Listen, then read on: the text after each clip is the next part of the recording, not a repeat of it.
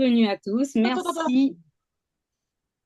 Bienvenue à tous. Merci d'être présents et présentes pour cette édition numéro 2 du podcast d'Open Casa. Alors, aujourd'hui, le sujet, c'est en fait, quelles sont vos leçons de 2024? C'est-à-dire tout cette année 2024, j'imagine qu'il y a eu des hauts et des bas. Si vous devez retenir une leçon que vraiment voilà quoi, vous devez l'emmener avec vous en 2025 car ça aura vraiment un impact pour vous en 2025. Qu'est-ce que ça serait? Du coup, on va faire un petit tour de table. On va commencer par Zineb. T'es OK? Oui, très bien. En fait, moi, je Alors fais le si, tour de mon écran. Comme ça, ce oui, sera oui, non, mais très facile. bien. Je fais la même chose quand je suis en formation. Je parle par, voilà, le truc de mon écran. Eh ben, écoute, déjà, merci de nous avoir invités aujourd'hui et de faire partie de la seconde édition de Open Mic, c'est ça?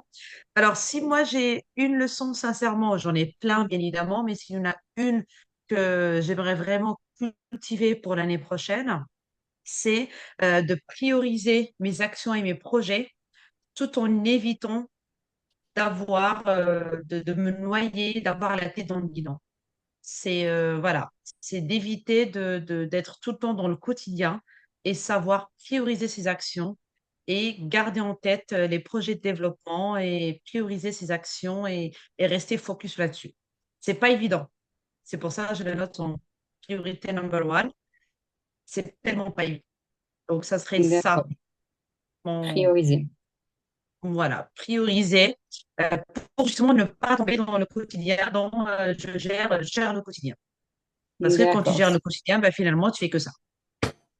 Super. OK, Voilà. bah, c'est une très Ce belle serait ça. leçon. Alors, on va faire le tour et après, on va débattre. Euh, du coup, la prochaine personne, ce sera Clémentine, si tu es OK. Oui, bonsoir, bonsoir, bonsoir tout le monde. C'est difficile de sélectionner la leçon, euh, mais je vais parler de la leçon que j'ai apprise là en 2024, dans le sens où moi, mon business, il est créé depuis 2018.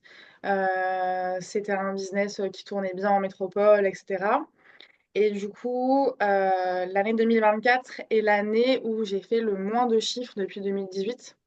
Et pourtant, ça a été l'année la plus riche pour moi en termes d'apprentissage, en termes de développement, d'expertise, en termes de transformation aussi auprès de mes clientes que je coach, que je forme et que je supervise.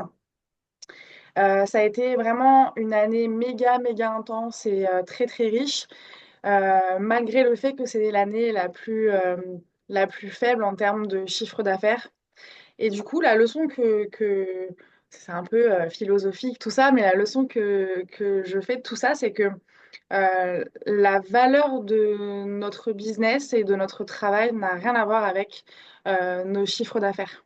N'a rien à voir avec un chiffre, avec des numéros, quoi. Ça va bien au-delà de ça, en fait, la valeur de nos business, ça va bien au-delà d'un chiffre d'affaires. On parle d'apprentissage, on parle de travail sur soi, on parle de transformation qu'on propose aussi à nos clients et à nos clientes, des résultats qu'on propose grâce à notre travail, à l'impact qu'on a autour de nous, etc. Ça, pour moi, ça a énormément de valeur. Donc, c'est The One de 2024 que j'avais envie de vous partager ce soir. Super, merci beaucoup Clémentine. Merci Alors à du vous. coup, merci. Alors maintenant, je vais donner la parole à Pauline, si tu es OK de prendre le micro. Yes, je suis OK. Alors, Dis-moi, bonsoir tout le c'est monde. Donc c'est quoi moi, ta leçon?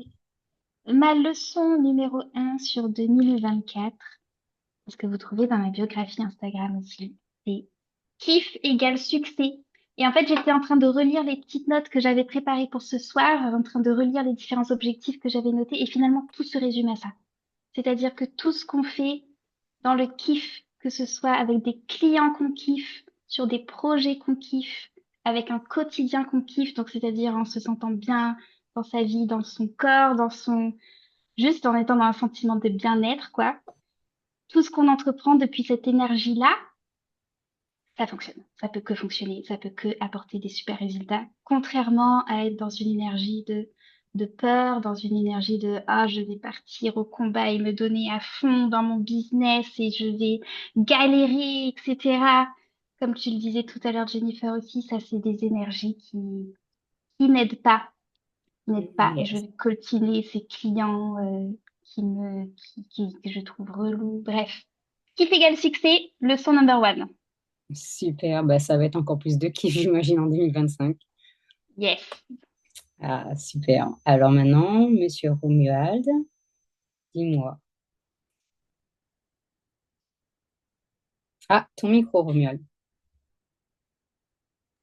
Bonjour, bonjour, merci de m'avoir invité à Open Mic Casa pour cette deuxième édition. Pour ma part, consultant en stratégie et en développement d'entreprise.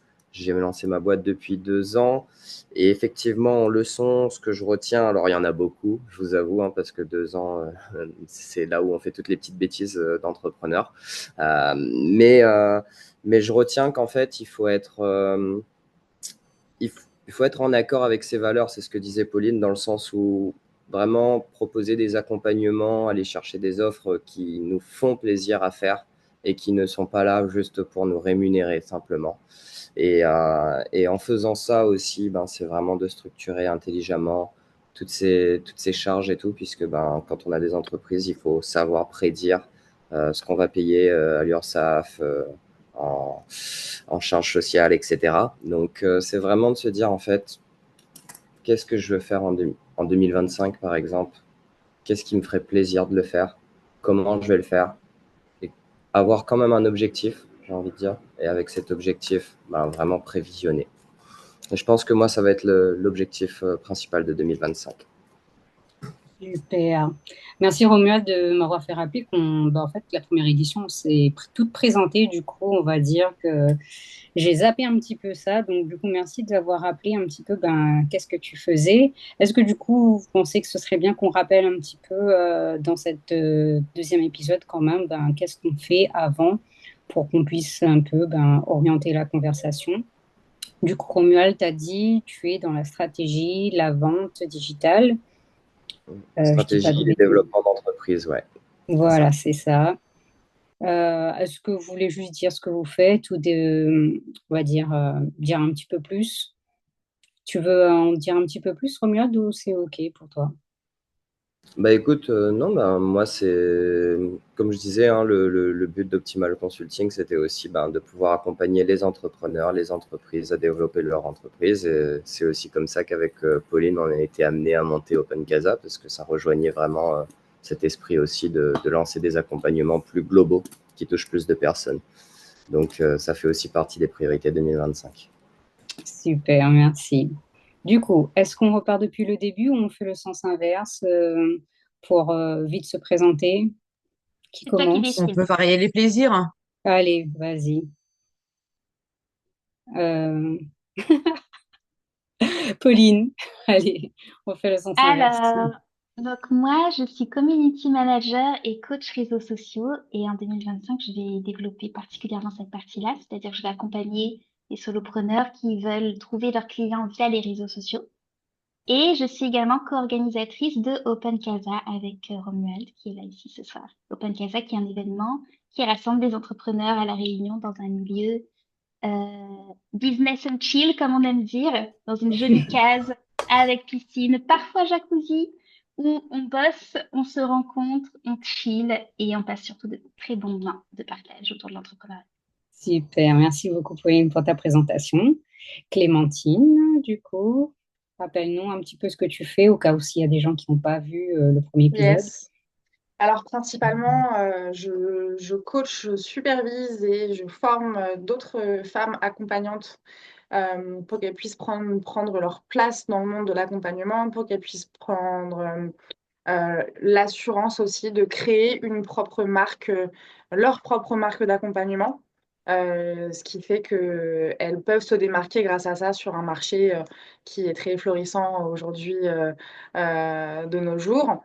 Et aussi, je coach et j'accompagne des femmes qui sont en quête d'elles-mêmes et qui ont envie d'oser, qui ont envie de se révéler et de faire de grandes choses pour 2025, parce que là, c'était ça le thème aujourd'hui en consultation, c'est de préparer son année en 2025. Voilà! Super, merci Clémentine. À toi Zineb, du coup. Eh ben, moi, je suis formatrice pour le moment auprès de CFA parce que j'ai pas encore ma certification Calliope, d'où l'objectif de prioriser. Je suis formatrice sur des sujets autour du marketing, stratégie, développement de business, mais aussi consultante auprès des entreprises pour les accompagner, pour mettre en place une vraie stratégie marketing et les accompagner, former leurs salariés dans un but en fait de les rendre autonomes. C'est-à-dire, je suis pas là pour accompagner les entreprises pendant 2 ans, 3 ans, 4 ans. Je suis là, je t'accompagne pendant 3, 10, quelques mois et je forme tes salariés voilà, pour leur permettre en fait de devenir autonomes sur leurs tâches. Mais aujourd'hui, 90%, en 2024, on a encore 10 jours, 11 jours, un peu plus. Aujourd'hui, 90% de mon activité, c'est vraiment de la formation en marketing, stratégie digitale pour voilà, des post-bac près des CFA, des personnes en reconversion.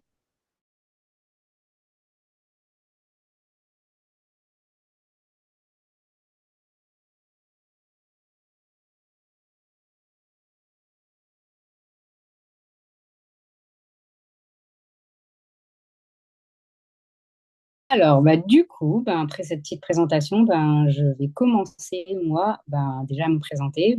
Je m'appelle Jennifer. Je suis une ancienne scientifique qui vient de se reconvertir récemment. Du coup, j'ai lancé mon entreprise cette année dans l'accompagnement.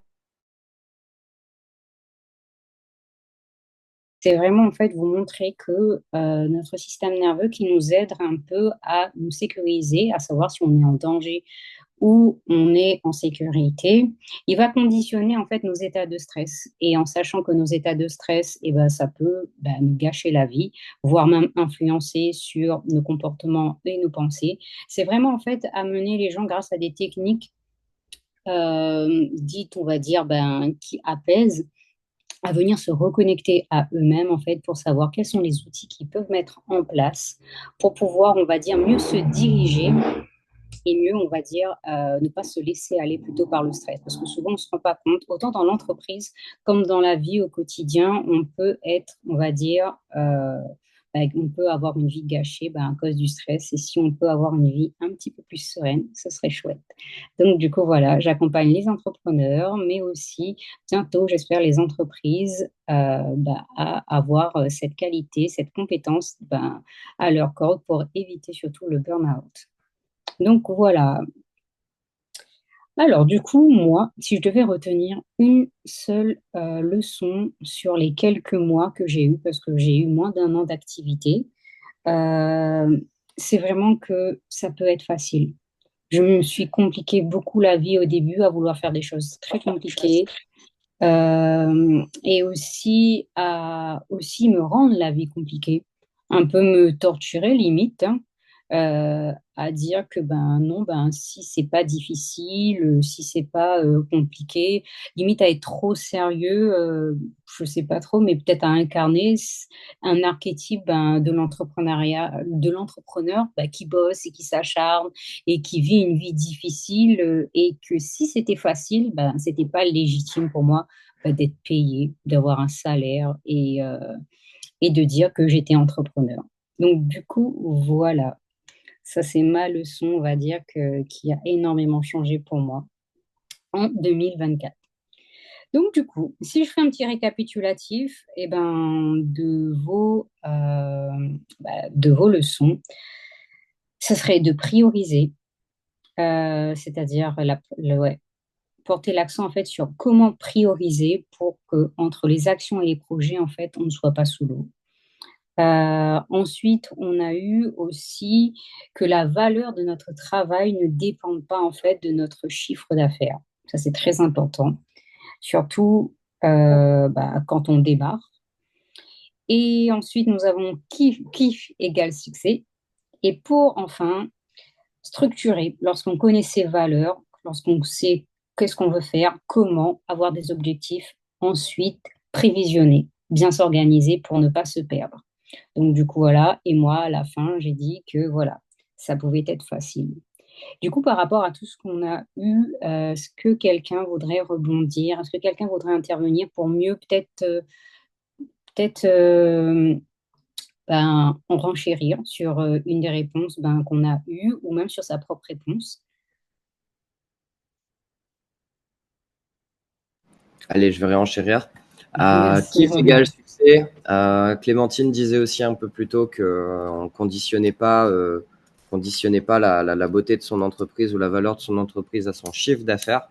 Effectivement, je pense que on tient là aussi une des raisons de l'entrepreneuriat, il ne faut pas l'oublier, c'est qu'aujourd'hui, on a un système où on est censé être un peu plus libre, qui effectivement amène peut-être un peu plus de difficultés de gestion de tous les jours, mais comme tu l'as dit, il faut faire les choses simplement, hein, Jennifer. Et derrière, il faut vraiment prendre du plaisir. Prendre du plaisir, c'est ce que Pauline disait tout à l'heure, le niveau d'énergie, le niveau de vibration qui va ressortir à vraiment faire ce qu'on a envie de faire au fond du cœur, fait que ça marche. Si je regarde, on est en train de faire un podcast euh, sur une communauté qu'on a créée il y a moins de 6 mois et un projet qui s'est lancé en 3-4 semaines. Donc effectivement, on n'avait pas toutes les prévisions, on n'avait pas tous les objectifs, on n'avait pas toutes les stratégies, mais on avait au moins le cœur et l'envie. Et derrière, ça a rassemblé beaucoup de personnes avec du cœur et de l'envie.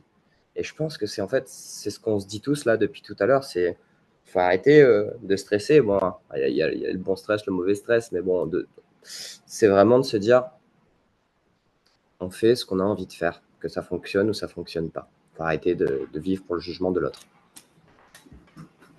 Super, merci. Surtout que oui, je récapitule un petit peu. Ce podcast-là, c'est le deuxième. Et en plus de ça, on a vraiment très peu de moyens. On ne s'est pas compliqué la vie. On est parti à la facilité. On s'est dit en visio, on s'enregistre. Et voilà, si on attendait d'avoir tellement tous les outils, la structure, une salle, on n'aurait mais jamais lancé, quoi. Donc, du coup, voilà, merci Romuald. Du coup, alors, je crois que c'est Clémentine, la première, ou Pauline, je ne sais pas trop, vas-y. Clémentine, si tu veux intervenir. Oui, alors, je voulais rebondir sur ma leçon par rapport au chiffre d'affaires et la valeur de notre travail. Tu disais, Jen, que c'est important de le prendre en compte, surtout quand on démarre et qu'on ne fait pas beaucoup de chiffre d'affaires. Mais ça va aussi dans l'autre sens, de certaines entreprises qui font du gros chiffre et qui font du travail de merde. Voilà. Enfin, ou en tout Ouais, cas, où c'est la vrai. valeur du travail n'est pas forcément extraordinaire. Voilà, je me suis dit, oui, ça va dans les deux sens quand même. Donc, ça valide encore plus ma leçon. Et du coup, par rapport à ce que tu disais, Romuald, euh, faire les choses avec le cœur. Et en fait, aujourd'hui, quand on démarre, ou même pas quand on démarre, quand on a de l'expérience, parfois on cherche à se renouveler. On cherche du coup ce qui se fait autour et de manière assez inconsciente, on s'en rend pas compte, mais on peut avoir tendance à aller copier ce qui se fait ailleurs, mais qui nous correspond. Et du coup, là, on n'est pas dans l'énergie dont parlait justement Pauline, en mode le kiff, c'est le succès. On essaye de copier inconsciemment certaines stratégies qui fonctionnent à côté, mais qui ne nous correspondent pas. On n'est pas dans le kiff, on n'est pas dans l'authenticité, on n'est pas avec le cœur. Et là, effectivement, ça peut cabosser et ça peut empêcher d'avancer comme on aimerait avancer. Donc, je rejoins à 100%. Faites ce que vous avez envie de faire au fond de vous. Euh, Posez-vous cette question. Si ça tenait qu'à vous là maintenant, vous feriez quoi? Et voilà, de prôner l'authenticité, le kiff, le cœur et tout ça. Ouais, et surtout les valeurs, comme disait Romuald. Merci beaucoup, Clémentine. Dis-moi, Pauline, qu'est-ce que tu voudrais rajouter? Eh ben, carrément, carrément, je suis 100% d'accord avec tout ce que Clémentine vient de dire. Et vous voyez, par exemple, là, moi, en 2025, je développe mes offres d'accompagnement. sur coaching réseaux sociaux. Et franchement, sur Instagram et les réseaux de façon générale, il y a déjà tellement de gens qui font ça. Mais je me rends compte que les formats qu'on voit habituellement, c'est souvent soit de la formation en ligne, soit de l'accompagnement individuel. Et je me rends compte qu'en fait, ça, c'est des formats qui me font pas kiffer. Donc là, mon job numéro un sur les semaines qui vont venir, c'est dans ce métier d'accompagnement, quel genre d'offre j'ai envie de proposer pour rester dans ce kiff, parce que je sais que les formations en ligne, ça va m'ennuyer. Donc, essayer de trouver ma patte finalement qui va me permettre d'accompagner les gens sur les réseaux, mais d'une façon différente et qui me correspond. Je pense que c'est super important. Ouais, Voilà, merci beaucoup. Ça de rejoint rien. un petit peu le... Oui, Non, vas-y, non, tu c'est vois. bon, vas-y. C'était un autre Ok. sujet. Vas-y. Bah, ok. Bon, après, si tu veux, je te redonne la parole. En fait, je voulais juste rebondir comme quoi, ben, ça rejoint beaucoup ce truc que Clémentine disait tout à l'heure, que entreprendre, en fait, c'est vraiment un travail d'introspection, ben, limite un développement ben, personnel, etc., où on grandit avec son entreprise. Parfois, on grandit plus que son CA. Et c'est là, en fait, que ça devient, on va dire, ben, enrichissant. Et lorsque tu connais bah, qui tu es, tu connais tes valeurs, ce que tu aimes. J'imagine que là, vraiment, on peut se lancer dans une entreprise bah, qui nous ressemble au lieu de faire des choses, comme dit Clémentine, bah, comme le voisin, etc. Et finalement, bah, qui peut faire peut-être beaucoup de CA, hein, mais qui peut-être n'est pas fait avec le cœur, on va dire, et du kiff. Donc, du coup, voilà. Je réagis même là. Ah non, c'est renvoyé sur. Non, Si non, tu, vas-y, bah, après, Romuald, si je tu t'en prie, rebondis, puis moi, je terminerai. Vas-y, J'avais je une t'en prie. micro-phrase. Tu vois, vas-y. exactement ça. Vas-y. Mon chiffre d'affaires a fait x2 en un an. Et c'est x2 sur les galères. Et j'ai plus envie de travailler sur ce contrat. Tu vois. Donc, Ok. effectivement, c'était juste cette petite intervention. Ouais, comme quoi, en fait, le chiffre d'affaires ne donne pas forcément l'illusion du succès aussi. C'est comment toi, tu te sens et comment tu as kiffé et comment tu es aligné aussi avec ce que tu fais. Merci de le souligner, Romuald. Très... Alors, Bah, du coup, c'est c'était super Zineb. Ouais. parce que justement, moi, j'allais dire, bah, justement, Jennifer, t'as prononcé cette phrase, grandir plus que son CA. Et ça, c'est ultra parlant, en tant qu'entrepreneur ou indépendant. Enfin, voilà, peut-être qu'on peut être indépendant. D'ailleurs, on l'a tous vu dans Open Casa, qu'on peut être indépendant et pas du tout entrepreneur. Mais en tout cas, effectivement, de se rendre compte que des fois, on peut grandir plus que son chiffre d'affaires, c'est un privilège quand même. Hmm. Parce qu'il faut pas oublier que beaucoup d'entrepreneurs, quand ils se lancent, ils ont quand même cet objectif bah, de vivre, Ouais. de payer les factures, de facturer, de garder un rythme de vie, ne serait-ce que le minimum, etc. Et en fait, j'avoue que quand on arrive dans un truc où je peux me permettre en tout cas, c'est pas je peux me permettre, c'est j'ai l'audace. Et c'est ça, en fait, un auto-entrepreneur, enfin, un entrepreneur fait par rapport à un indépendant qui est juste, bah, et s'est lancé à son compte. Je pense que c'est ça la différence, c'est l'audace. C'est de dire qu'aujourd'hui, je vais valoriser mes valeurs, comme ce que Pauline disait, Clémentine, Romuald. Je, on a d'ailleurs Clémentine qui dit c'était l'année où elle a fait le moins de chiffre d'affaires, mais elle s'est sentie vachement enrichie. Et Romuald qui dit que c'est là où il a fait le plus de chiffre d'affaires, mais s'est senti le moins enrichi. Donc on a vraiment, c'est incroyable, mais deux cas, mais genre deux extrêmes. C'est incroyable. Et en fait, c'est de dire, ben, du coup, l'audace qu'on doit avoir, et c'est ça d'entreprendre aussi, c'est d'avoir l'audace et de se dire, ben là, j'ai des factures à payer, etc. Peut-être qu'il faut assurer le minimum, mais je peux avoir l'audace d'accepter ou pas certaines missions, certains clients, certaines choses. Et je pense que c'est ça qui fait effectivement la différence entre un entrepreneur et un indépendant ou un salarié. C'est pas pour dire qu'un salarié, j'étais salarié pendant des années, j'avais un audace de ouf. Mais ça veut pas dire que les salariés n'ont pas d'audace. Mais là, l'audace, il est risqué. Parce que si tu refuses un client, tu risques de ne pas payer ton loyer ou ta dette ou ta maison ou enfin, tu risques de ne pas pouvoir survivre à la fin de l'année. Donc l'audace, là, il devient vraiment très audacieux. Il devient vraiment il devient très challengeant en fait. Il devient, Oui, c'est-à-dire, je prends une décision audacieuse avec des risques qui ne sont pas minimes. ouais, et sûr. C'est ça qui est à la fois excitant, mais en même temps, Ouais. voilà.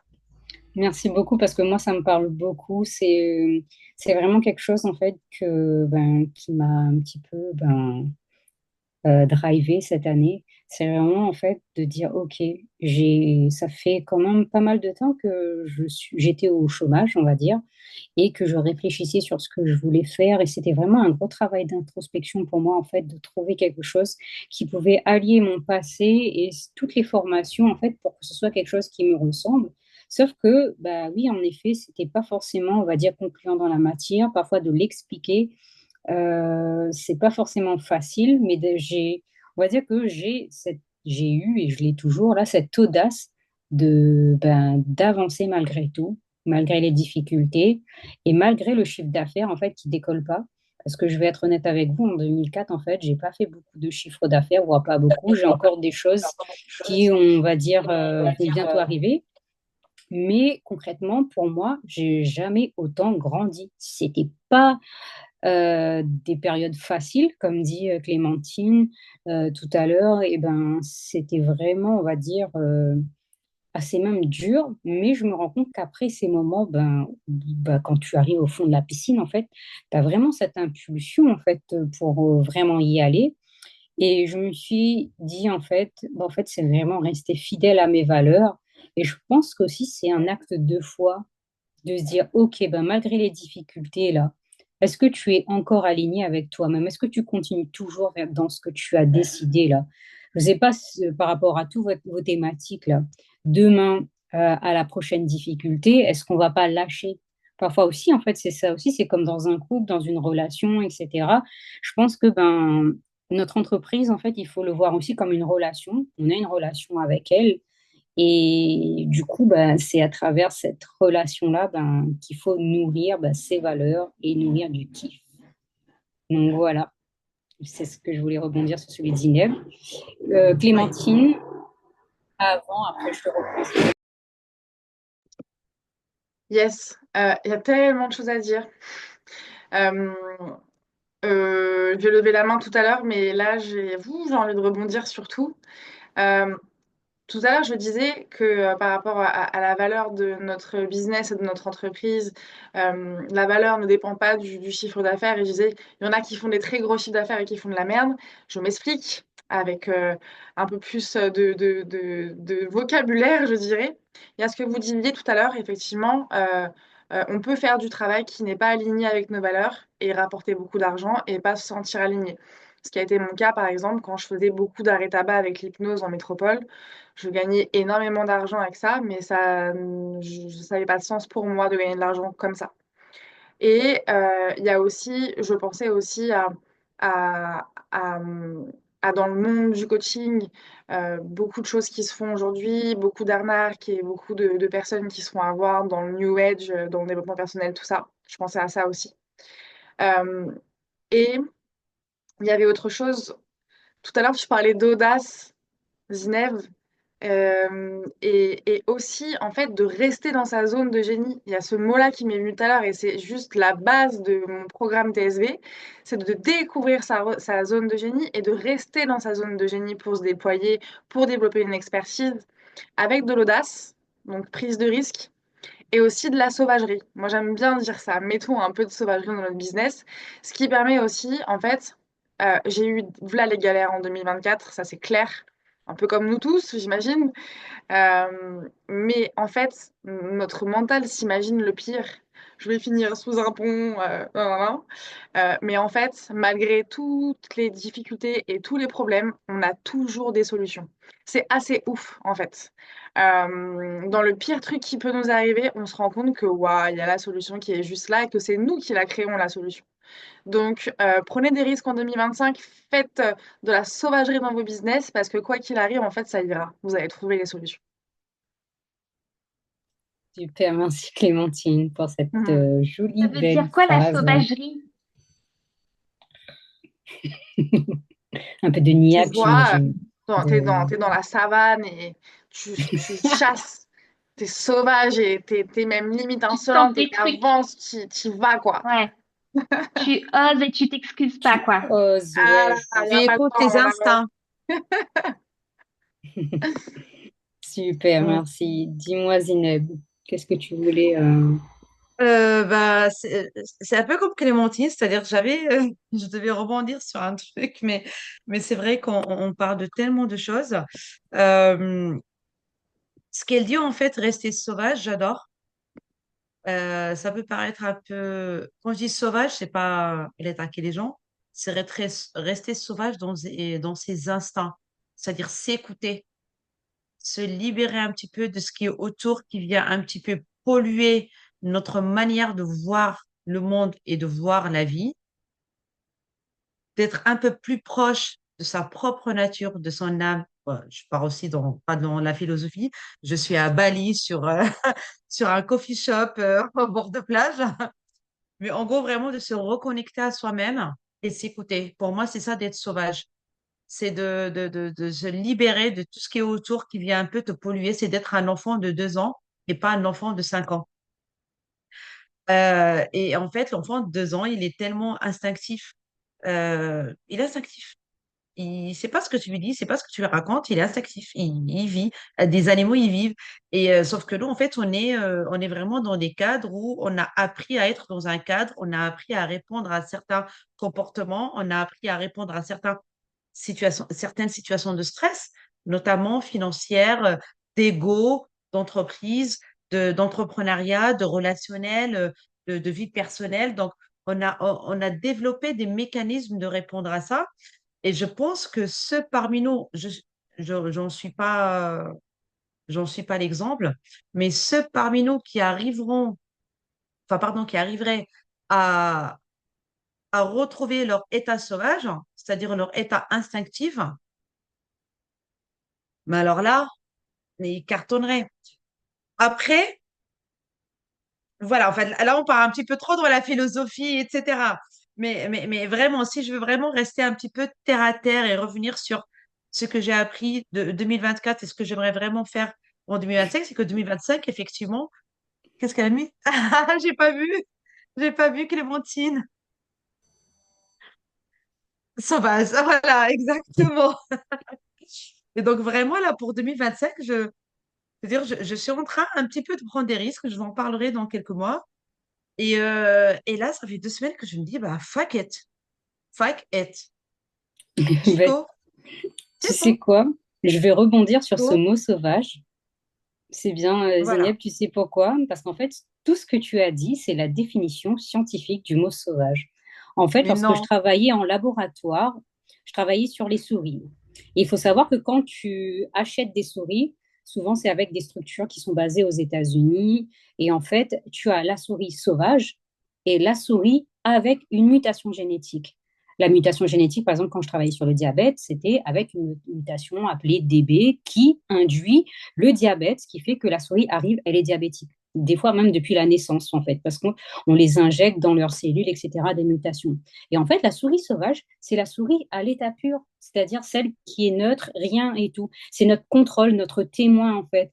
Et là, en fait, j'ai l'impression que tout ce qu'on est en train de dire, Clémentine, Zineb, c'est un peu se dire, OK, ben, toutes ces mutations, tous ces trucs, je sais pas, tous ces croyances, peut-être ces peurs, ou peut-être même des traumas, ou même des croyances qu'il faut copier, c'est peut-être des petites mutations qui fait que ben en fait on n'est pas nous et il faut qu'on revienne en fait cette souris ben à l'état on va dire ben neutre on va dire sans aucune on va dire mutation sociale. Si je peux me permettre, justement, je pense on sort tous des salariats. Alors, je sais pas sûr pour Pauline, parce que Pauline, j'ai l'impression que tu as Si été dans Pauline le... aussi non? Non. Si, si. Si je crois Donc, qu'elle a on été sort tous salariée des salariats J'ai été et on salariée il a y a tous... longtemps. Mais il y a dans une longtemps. ancienne vie. Oui, c'est une ancienne vie, mais pas la dernière année, quoi. Pas les 2 dernières années.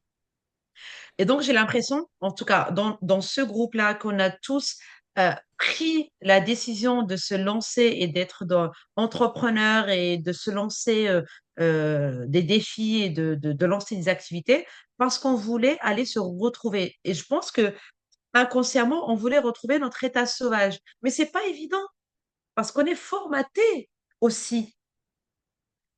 Donc, je pense que ça, c'est le gros défi de dire, et c'est là ce que je disais au début, Jennifer, quand tu as dit quel est votre objectif de l'année, je disais prioriser, mais j'ai pas dit un autre objectif qui était vraiment de sortir de cet état d'esprit de salariat.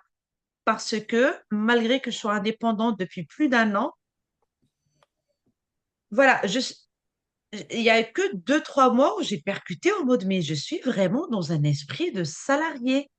C'est-à-dire, je Mhm. fais une prestation, j'ai un salaire à la fin du mois, on me paye ma facture, et le mois d'après, je fais une autre prestation, on me paye ma facture. Et c'est là, un moment, je suis, mais what? Mais qu'est-ce qui se passe? Non, c'est pas ça l'entrepreneuriat. Tu n'es pas Mhm. dépendante d'une facture, d'un salaire. Ouais, Entrepreneuriat, c'est pas du tout ça. Et en fait, je pense que malgré que on a, j'imagine, et Pauline, toi, Clémentine et Romuald confirmeront ou pas, dire que si on a voulu se lancer à notre compte, c'est qu'on avait cette envie en nous de revenir à notre état sauvage, c'est-à-dire notre état libre, notre état où on va décider de nous-mêmes, notre état où on va écouter notre cœur, notre état où on va faire ce qu'on veut faire, c'est-à-dire on a notre expertise, mais on va s'aligner avec nos valeurs. Et en fait, malgré tout, bah, chasse le naturel, il revient en galop, même si notre naturel n'est pas d'être des salariés, mais on l'a pratiqué, personnellement, je l'ai pratiqué pendant plus de 15 ans. Donc, 15 ans, ça devient un naturel d'être ouais, salarié. Enfin, ça devient. ouais, ça Donc, devient. du coup, bah, comment sortir de ce... Et vraiment, c'est, hop, je pars de... je-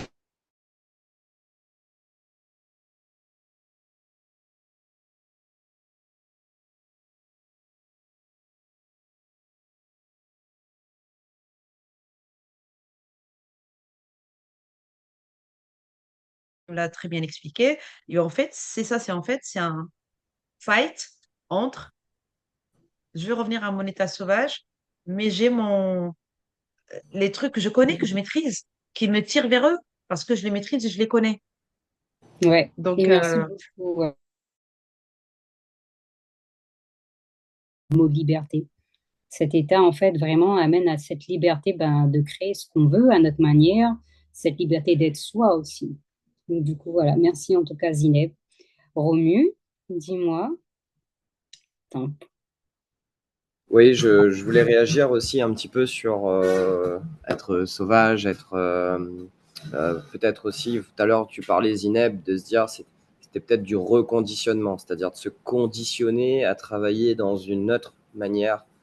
Euh, et je pense que c'est vraiment là où je dirais, hein, j'ai pas envie de faire une trop longue intervention, c'est de trouver le bon conditionnement et vraiment de calibrer la personne. C'est ce qu'on se disait tout à l'heure. C'est pour kiffer, il faut faire des choses qu'on aime. Et pour faire des choses qu'on aime, il faut calibrer, il faut conditionner, il faut visualiser. Aussi, il faut se dire, ben, si demain je me lève, à quelle heure je me lève pour faire ça? Et est-ce que je suis content de le faire? Est-ce que je suis content de faire mes lacets le matin? Moi, c'est une des choses où je me suis toujours dit, si demain j'ai des employés ou des collaborateurs, pour moi, il faut qu'ils soient heureux de mettre leurs chaussures le matin quand ils vont au taf. Et ça, bah, c'est tout un conditionnement. Et ce conditionnement-là, c'est vrai qu'il n'est pas simple en tant qu'entrepreneur. Parler d'être sauvage aussi, où effectivement, tu te dis, bon, ben, c'est vrai, il y a certains clients, c'est des grands comptes. Parfois, tu parles avec des très, très grands patrons, donc tu es obligé d'avoir quand même un langage soutenu, une manière très professionnelle de faire. Mais en même temps, il faut laisser la place à ce côté un peu ben, spontané et on y va, on se fait plaisir. Donc effectivement, ce ratio-là, il est toujours difficile à trouver. Et moi, je le cherche encore. Mais je pense que oui, vous avez tout à fait raison. C'est vraiment de trouver le bon conditionnement pour aller chercher ses objectifs personnels tout en étant heureux.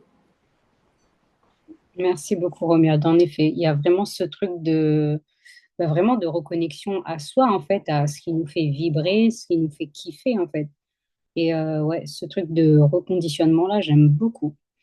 Est-ce que du coup, quelqu'un veut intervenir ou est-ce qu'on conclut cette session par une grande conclusion qui nous dit que l'entrepreneuriat, c'est vraiment se reconnecter avec nos valeurs, à revenir Euh, à l'état sauvage. je peux conclure par l'entrepreneuriat, it sucks. C'est- Ça fait peur. C'est chiant. C'est horrible. Ne faites pas ça. Ok, C'est du pas coup, ça, vrai. c'était, ça, Non, c'est c'était pas la, vrai. la Non, c'est conclusion de tellement Zineb. pas vrai. Absolument pas. Absolument pas. Allez, Ça fait peur. dis-nous. Non, Oui. ça fait peur. Justement. Non, ça fait peur. C'est chiant. Tout ce que je dis, c'est vrai. Ça fait peur. C'est chiant. Ça craint. Pourquoi c'est Mais chiant? c'est chiant parce que c'est beaucoup de Ça donne choses à pas trop faire. envie aux gens, en fait. Non, non, non, non, mais je vais m'expliquer. Non, non, mais bien évidemment, je dis la vérité. Je ne suis pas en train de leur dire, allez entreprendre, je vais vous donner une leçon en 5 jours, vous allez devenir millionnaire à Dubaï. Non, c'est pas vrai. C'est tellement pas ça. Non, c'est chiant, c'est fatigant, c'est prenant, c'est angoissant, etc. Mais c'est des angoisses, c'est de la peur, c'est de l'investissement mais qui te prend par les tripes. Et c'est pas le même stress, c'est un stress qui te fait plaisir. C'est pas Hmm. un stress qui, quand tu étais salarié ou voilà, même tu étais cadre, même si tu avais des salaires de ouf, même, c'est pas la même chose. Et en fait, c'est ça. Si vous voulez être entrepreneur, de un, désolé, il faut avoir les épaules. Parce qu'il va falloir assumer tout ça. Les Ouais. peurs, les contraintes, les factures non payées, les journées longues, les clients qui se pointent pas ou les clients qui t'annulent à la dernière minute ou les devis non validés. Enfin, il faut supporter tout ça. Et donc, il faut avoir les épaules pour être entrepreneur. Et ça, il faut le savoir. Par contre, si vous avez les épaules, non, mais c'est un kiff de ouf. C'est un kiff de bâtard. Donc, voilà, je dis la vérité, c'est stressant. Est-ce qu'on n'est pas tous stressés? Est-ce qu'on n'est pas tous en mode punaise, est-ce que mon client va me valider, va pas me valider? Est-ce que il va me payer? Enfin, moi, j'ai eu des clients qui m'ont payé au bout de 5 mois. Bah, du coup, heureusement que j'avais un fonds de roulement et tout, mais sinon, tu fais comment? Quand un client il était censé te payer au bout de 30 jours, il te paye au bout de 5 mois. Mais tu fais comment? Ouais. Et donc, c'est la vérité. Donc, c'est chiant, c'est fatigant, c'est stressant, c'est tout ce que vous voulez, mais c'est jouissif. Ouais, Voilà, c'est des challenges en fait relevés qui finalement est très gratifiant. voilà, c'est jouissif. Je Super. finirai sur ça. Ça sera mon dernier mot. C'est jouissif. Merci pour le dernier mot. Pauline, tu veux enchaîner sur ce dernier mot ou autre chose? Yes, effectivement, hein, je trouve que c'est une belle conclusion, Zineb, parce que quand je disais tout à l'heure kiff égale succès, c'est pas tous les jours le kiff au quotidien à chaque heure, hein. On est d'accord qu'il y a des choses pas simples à gérer. On est d'accord que l'entrepreneuriat, c'est faire face aussi à ses pires démons et ses pires difficultés, et toutes ces croyances qu'on se traîne, etc. Mais quand on se connecte finalement à cet objectif qu'on a, ces valeurs, comme tu parlais de liberté tout à l'heure, ou cette vision qu'on a, cette vie qu'on a envie de se construire, clairement, ça aide à avancer, ça aide à surmonter tout ça. Et parce qu'on a cette vision, on est obligé d'accepter aussi ces épreuves et ces trucs chiants et l'administratif et les chiffres et les machins qu'on n'a pas envie de faire. Mais parce que c'est pour kiffer, globalement, hein, restons dans une dose plutôt positive de kiff quand même. Ça passe, ça passe. Il faut juste avoir les épreuves, les épaules, comme tu disais, Zineb, de savoir rebondir et de savoir identifier ce qui nous bloque et pouvoir travailler dessus. Voilà. Super, merci beaucoup pour ce petit mot de la fin, Pauline. Est-ce que quelqu'un voudrait dire une petite conclusion Hum, de sa part, Romuald? Bah allez, moi je vais dire aussi, ben, par exemple, quand je retiens kiff égale succès, pour moi, une des plus belles choses de l'année en 2024, c'est Open Casa. Et même si la balance est négative, mais au-delà de ça, elle est positive sur l'humain, sur les perspectives d'évolution, sur ce qu'on est en train de co-créer ensemble, tous les amis. Et des fois, c'est vrai qu'il ne faut pas s'arrêter juste aux chiffres. Et qu'en y croyant, je pense que c'est souvent en y croyant que les bonnes choses prennent du temps, vous savez, c'est ce qu'on dit, hein, good thing takes time. Et d'ailleurs, je profite de ça pour vous faire un petit teaser. On est en train de négocier avec Pauline là pour lancer un premier networking bientôt. Donc Open Casa lancera aussi des petits networking pour pouvoir raviver et continuer à connecter les esprits au travers de l'entrepreneuriat et du plaisir de travailler dans des lieux sympas. Ok. En soirée, c'est Et ça, en soirée. en soirée, il faudra travailler le soir maintenant. Non, ce sera du networking, tranquille. Tu nous connais, c'est jamais du travail, c'est intensif. Ok, bah, hâte d'entendre un petit peu plus au sujet de Ça ça. dépend, du coup, j'invite mon caviste ou pas? Bon, Clémentine, dis-moi, est-ce que du coup, tu as une petite conclusion pour toutes les thématiques qui ont été abordées ce soir? Si tu Bah, devais bah, conclure. what the fuck 2024 et welcome 2025. Oui. Euh, et étant, en fait, là, ce qui me vient, étant à La Réunion depuis un peu plus d'un an maintenant et démarrant un nouveau business aussi à La Réunion depuis peu, ici, en présentiel. Bah, merci à vous toutes et à vous tous de m'avoir accueilli comme vous l'avez fait. Merci à Cécile de m'avoir accueilli. Et voilà, il va se passer plein de belles choses en 2025, j'en suis sûre, avec ces espaces de networking, avec que ce soit aussi dans la team entre nous et aussi dans nos propres business. Moi, je vous souhaite que du kiff et de la sauvagerie. Et voilà quoi. Bravo, merci beaucoup Clémentine pour cette petite conclusion très très sauvage et dynamique. Romuald, dis-moi, Ouais, tu as j'ai une quelque toute chose à dernière rajouter? chose. On en discutait là tout le long. Qu'est-ce qu'on aurait dû pas faire ou qu'est-ce qu'on aurait pu faire mieux, etc. Pour moi aussi, il reste une chose, c'est que de toute façon, tant qu'on n'a pas eu l'expérience ou qu'on n'a pas appris cette expérience de quelqu'un d'autre qu'on a su écouter, on ne saura pas. Donc, pour moi, le Ouais. mot de la fin, vous voulez être entrepreneur, allez-y, Ouais. essayez, parce que de toute façon, vous ne pourrez qu'être un bon entrepreneur si vous avez été un mauvais entrepreneur avant. Donc, faut y aller. Super, merci beaucoup. J'aime beaucoup cette conclusion-là parce que moi, ça me fait penser aussi à un truc que je n'ai pas forcément abordé, mais je me rends compte qu'on a beau connaître beaucoup de théories, suivre énormément de coaching, de formation, mais tant qu'on n'y met pas les pieds vraiment dans le plat, qu'on passe pas à l'action, qu'on ne va pas sur le terrain, en fait, on connaît que la théorie. Mais c'est vraiment dans la pratique et quand on va dans le grand bain, pour moi, l'entrepreneuriat, c'est se jeter dans le grand bain. Et parfois, ben, on avale la tasse. Parfois, il y a une grosse vague, mais quand ça surfe, quand il y a de belles vagues, quand on arrive à être sur la planche, et ben, je trouve que là, oui. Et le truc, c'est bah, d'aller surfer avec ben, des surfeurs qu'on kiffe, en fait. Et c'est vraiment là, bah, bien s'entourer, Open Casa, etc., ou autre. Et vraiment, là, je pense que ben, quand on est bien accompagné, ben, tout ce qu'on a parlé un petit peu ben, de tous ces trucs ben, qui peut être dur, je pense que ça peut être ben, plus facile. Donc voilà, pour retenir un petit peu moi, ma leçon. Du coup, voilà. Pour moi, oui, oui, Clémentine, dis-moi, Un est-ce que tu voudrais dernier mot que rajouter? j'ai oublié de dire, du coup, euh, il faut prendre des vacances, les gars. Ah C'est, Ah oui, oui, ah oui, oui, oui, oui, oui, prendre des c'est tout à vacances, bientôt c'est fait. les fêtes, hyper là, oui. important et on est beaucoup plus efficace en prenant des vacances qu'en travaillant comme un acharné tout au long de l'année. C'était le mot de la fin aussi encore.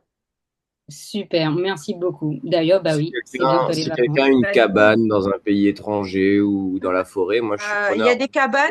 des cabanes au tampon, hein.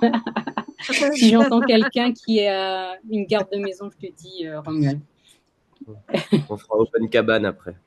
les bons. C'est ça. Bah, effectivement, prenons des vacances. D'ailleurs, bah, Tu es en joyeuses fêtes de vacances. fin d'année. Ouais, joyeuses fêtes de fin d'année. Donc Bonne fête! voilà, Bah, du coup, pour Merci les conclure, ben, copains. merci Merci tout le pour cet monde vraiment échange. d'avoir participé. J'espère que ça vous a aidé un peu à mettre des mots sur cette année, à voir un peu comment retenir une leçon ou plusieurs leçons aux réussites et aux échecs. Et donc, merci beaucoup d'avoir assisté à cette deuxième édition de Open Casa, Open Mic Casa.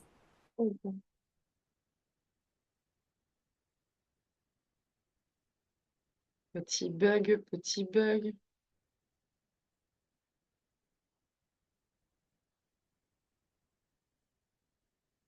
Là, et de très bonnes Merci. fêtes à tous. Passez de bonnes vacances. Apparemment, il Ouais, en très faut. Bonne bonnes Hein. fêtes à fête. tous.